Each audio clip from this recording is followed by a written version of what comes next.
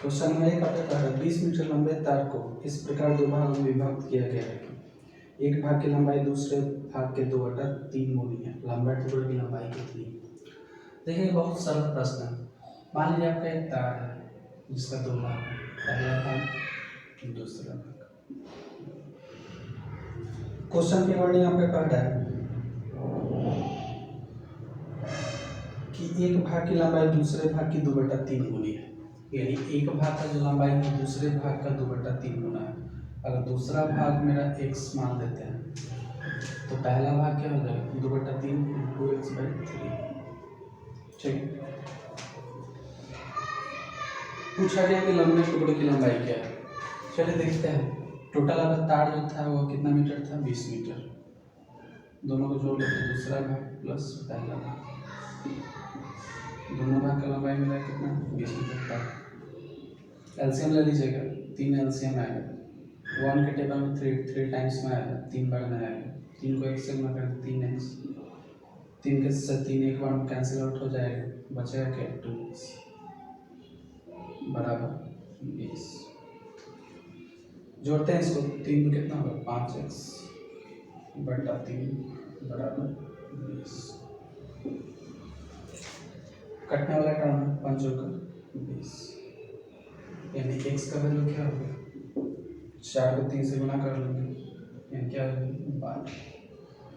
तो 20 मीटर का तार है, पहला टुकड़ा की लंबाई कितना मिल गया 12 मीटर। चलिए मान लीजिए 20 मीटर का तार है, पहला टुकड़ा की लंबाई 12 मीटर हो गया, तो दूसरा टुकड़ा की लंबाई कितना हो जाना चाहिए था 8 मीटर, तभी ना दोनों मिला के 20 मीटर हो गया।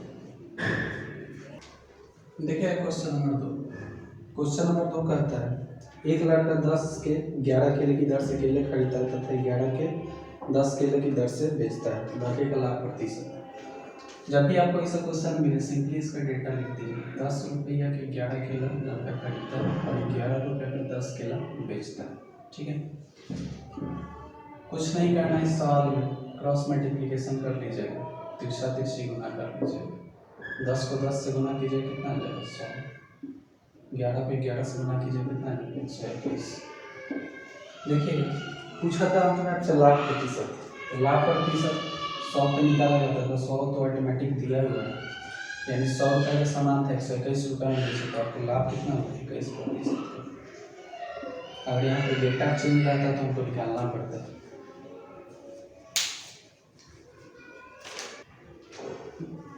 देखिएगा क्वेश्चन नंबर 3।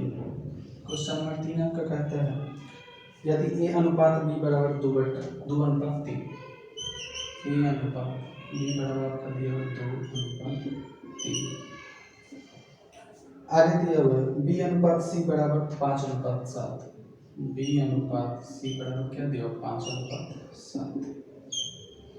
चलिए देखिए दोनों में कॉमन क्या है आपका b कॉमन है, यानी b को हमको किसी तरह से बराबर करना है। चलिए देखिएगा b को बराबर करने के लिए हम करेंगे क्या, यहाँ पे b का वैल्यू जो है 3 है और यहाँ पे b का वैल्यू 5, तो इसको अगर हम 5 से गुना कर दें और इसको हम 3 से गुना कर दें तो बराबर हो जाएगा, 10 हो जाएगा। देखिएगा 2 को 5 से गुना करेंगे 10, फिर 3 को 5 से गुना करेंगे 15, फिर 5 को 3 से गुना करेंगे 15, 7 को 3 से गुना करेंगे 21। यहाँ पे दोनों b बराबर हो गया 15-15। ठीक है, आपसे लास्ट में पूछा गया था a अनुपात c बराबर के, a अनुपात c बराबर वोट, है ना पूछा गया था। a का वैल्यू यहाँ से कितना है 10 और c का वैल्यू कितना है 21, यही आपके सवाल का उत्तर। देखिएगा क्वेश्चन नंबर 4।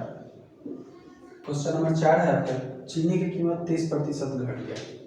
मान लीजिए 100 रुपये का जो चीनी बिकता था 30% घटने के बाद कितना बिकेगा 70 रुपये। ठीक है, फिर कहता है कि खपत में कितने प्रतिशत की वृद्धि की जाएगी, खर्च में केवल 10% के काम है, यानी पहले 100 रुपया खर्च करते थे तो अब कितना खर्च करेंगे 90 रुपये। यही तो आपका क्वेश्चन है। चलिए देखिए 70 से 90 के बीच में डिस्टेंस कितना का 20 का प्लस 20 का डिस्टेंस है, तो इसको निकालने के लिए क्या करेंगे 20 बटा जिससे तुलना किया जाता है इसके पहले वाले पार्ट में मैंने बताया था, ठीक है, गुना 100। 1 0 से 1 0 कैंसिल आउट हो जाएगा, यानी हो जाएगा 200 बटा का 7। 200 बटा का 7 को कैलकुलेट कीजिएगा, 7 दूना 14, 6 बच गया 60 हो गया, 7 8 56, 4 बटा 7 प्रतिशत।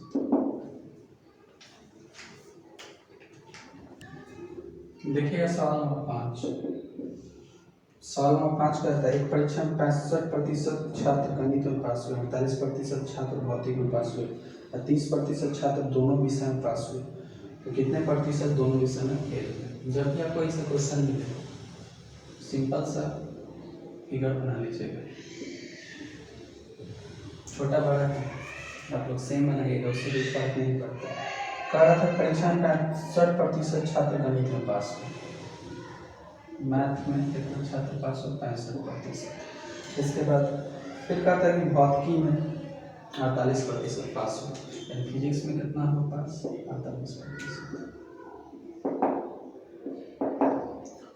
चलिए देखिएगा, इसके बाद कहता है कि 30% छात्र जो है दोनों में पास हो, यानी दोनों वाला का कॉमन घेरा जो है ये है, तो यहाँ पे लिख देंगे 30%। अब एक चीज गौर कीजिएगा, 65 सिर्फ मैथ में पास हुआ, जिसमें 30 तो फिजिक्स वाला में भी है मैथ वाला में भी है, तो इसको घटा के यहाँ पे लिखते हैं, क्या हो जाएगा? 65 में से 30 घटाएंगे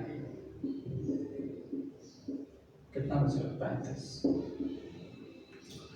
चलिए आगे हम 48 फिजिक्स में पास हुआ, जिसमें 30 दोनों में पास हुए हैं, 48 में से 30 घटा देंगे, क्या बचेगा? 18। अब देखिएगा मैथ में कितना पास हुआ है? 35, दोनों में हुआ है 30 और फिजिक्स में कितना है? 18, यानी टोटल मिला के कितना हो गया? पास का संख्या अगर निकालना चाहे तो ये हो गया 35 प्लस 30 प्लस 18, यानी कितना हो जाएगा? 35 30 65 65 18 हो जाता है 83% छात्र जो है दोनों में पास हुआ, मतलब सब में पास हुआ है। पास का अगर संख्या कहना चाहे पास का अगर संख्या कहना चाहे तो 83% विद्यार्थी पास हुआ है, तो फेल कितना हुआ होगा? फेल जो होगा 100 छात्र होंगे, 100% छात्र होंगे, जिसमें से 83% पास हुआ, तो फेल कितना हुआ होगा? 70%।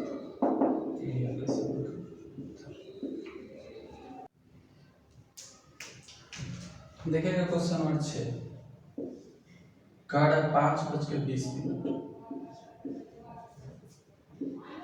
AM दिया हुआ, AM दिया रहा है या PM दिया रहा है इससे कोई खास मतलब होता नहीं। कार्ड 5:20 पर घंटा का सुई और मिनट का सुई के बीच में कितना कोण बनेगा, ठीक है। एंगल बराबर एक फॉर्मूला होता है, मॉड 11/2 M - 30 H। मॉड में जो भी वैल्यू होता है वो ऑलवेज प्लस में ही बाहर आता है, या तो चाहे माइनस में है या प्लस में, उससे कोई पढ़ना ही पड़ता है। चलिए देखिएगा, M पर यहाँ पे मिनट हो गया, H पर हो गया आवर यानी घंटा, मॉड 11/2। इसके बाद मिनट में यहाँ पे क्या दिया हुआ? 20 माइनस 30, घंटा में क्या दिया हुआ है? 5। सिंपली इसको कैलकुलेट कर लेते हैं, 2 दाई 20, यानी फाइनली बचेगा मॉड 11 दाई 110, 30 को 5 से गुना करेंगे कितना हो जाएगा? 150। चलिए देखिएगा 110 में से 150 घटाएंगे तो क्या बचेगा? -40। अभी हम बता चुके हैं कि मॉड में कोई भी वैल्यू ऑलवेज प्लस में बाहर निकलता है, तो -40 बाहर आएगा तो क्या होगा? प्लस में, 40 डिग्री आपका आंसर। पूछा गया था यही कि 5:20 पर घंटा मिनट के सुई के बीच में कितना कोण बनेगा, तो 40 डिग्री। देखिए क्वेश्चन नंबर 7, क्वेश्चन नंबर 7 है आपका 3 कारों की चालों का अनुपात 2:3:4, यानी 3 का पहला A है, दूसरा B है, तीसरा C, इनका अनुपात दिया है 2:3:4, 2 3 और 4 दिया। पूछा गया लास्ट में समान दूरी तय करने में इन कारों द्वारा लिए गए समय का अनुपात क्या होगा। तो देखिएगा चाल का जो अनुपात होता है उसका अपोजिट होता है समय का अनुपात। ये आपका चाल का अनुपात है, इसका उल्टा हो जाएगा समय का अनुपात। तो उल्टा करेंगे तो ये क्या हो जाएगा 1/2, ये हो जाएगा आपका 1/3, ये होगा 1/4। जब एक फ्रैक्शन में कोई अनुपात है तो इसको समान करने के लिए क्या करते हैं, सबसे पहले तीनों जो टर्म है इसका एलसीएम लेते हैं। 2, 3 और 4 का एलसीएम लेंगे, 12 आएगा आपका। तो 12 को न्यूमरेटर में गुना करते हैं, यानी अंश से गुना करते हैं। 2 छक्के 12, 3 चौके 12, 4 3 12। यानी फाइनली आपका समय का अनुपात क्या होगा, 6:4:3। ये आपके समय का अनुपात है। ऑलवेज याद रखिए समान दूरी तय करना हो तो जो चाल का अनुपात होता है उसका अपोजिट होता है समय का अनुपात। देखिएगा सवाल नंबर 8। सवाल नंबर 8 आपका कहता है ए बी के चालों का अनुपात 3:4 है।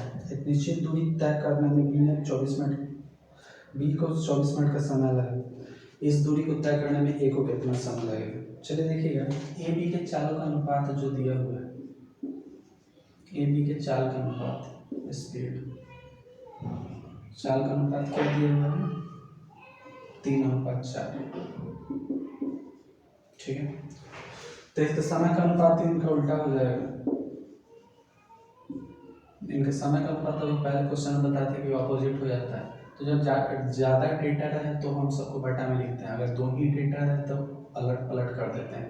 यानी जो बी का होगा वो ए का अनुपात हो जाएगा समय के रूप में, और जो ए का होगा वो बी का अनुपात हो जाएगा समय के रूप में। ठीक है, चलिए देखिए कह रहा है कि एक निश्चित दूरी बी ने 24 मिनट में तय किया।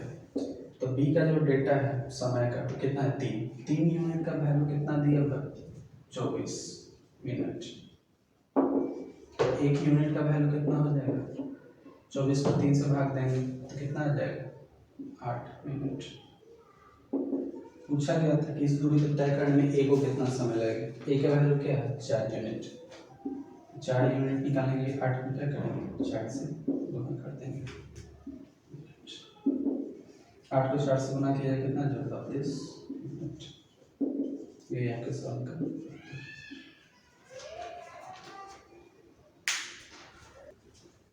देखिए सवाल नंबर 9 बहुत ही सरल सवाल है। कह एक व्यक्ति 5 मिनट में 600 मीटर लंबी गली पार करता है। तो देखिए कह रहा है कि उसका वेग किलोमीटर प्रति घंटा में क्या है, यानी चाल पूछ रहा था। चाल बराबर फॉर्मूला होता है स्पीड बराबर डिस्टेंस अपॉन टाइम।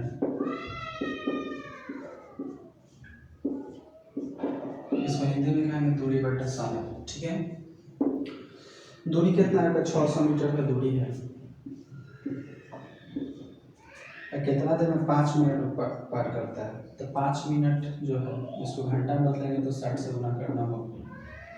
और किसी भी चीज़ को अगर किलोमीटर प्रति घंटा में निकालना है तो उसको 18/5 से गुना करते हैं।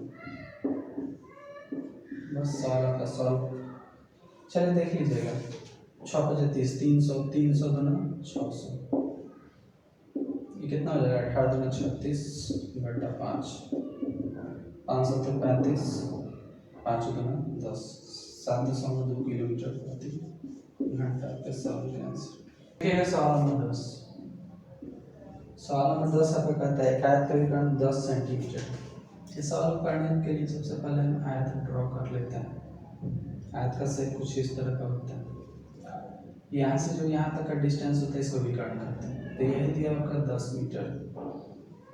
आगे क्वेश्चन दिया हुआ है तथा यह आयत की लंबाई का दुगुना है, यानी जो आयत का लंबाई है इसका यह क्या है दुगुना है। आयत का लंबाई ऑटोमेटिकली कितना हो जाएगा 5 मीटर।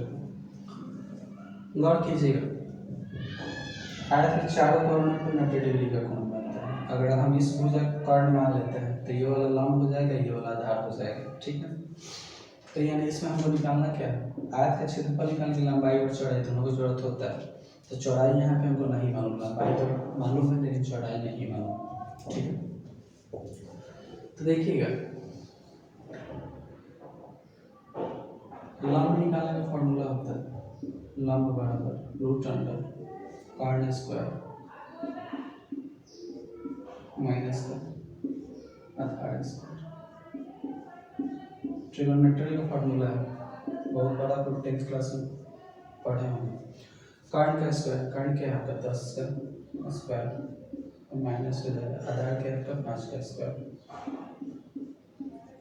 चलिए देखते हैं, इसको कर लेते हैं। 10 का स्क्वायर की जगह 100 हो जाएगा, 5 का स्क्वायर की जगह 25 हो जाएगा। ठीक है, 100 में से 25 अगर लेस करते हैं तो कितना आएगा, 75 आएगा। 75 को क्या लिखा जा सकता है, 25 में तो लिखा जा सकता है। अब देखिएगा गौर से, अगर हम इस 25 को बाहर निकाले रूट के, तो ये 5 बचेगा, रूट 3 मेरा बाहर नहीं निकलेगा, रूट 3 जो है वो बाहर नहीं निकलेगा। ठीक है, 5 रूट 3। ये जो आपका है क्या है,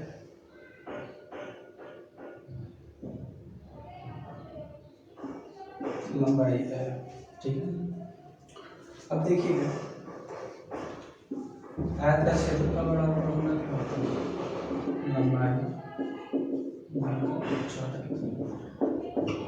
चलिए देखिए, लंबाई का क्या है 5 रूट 3, चौड़ाई क्या है 5, गुना कर लीजिए, 25 25 रूट 3।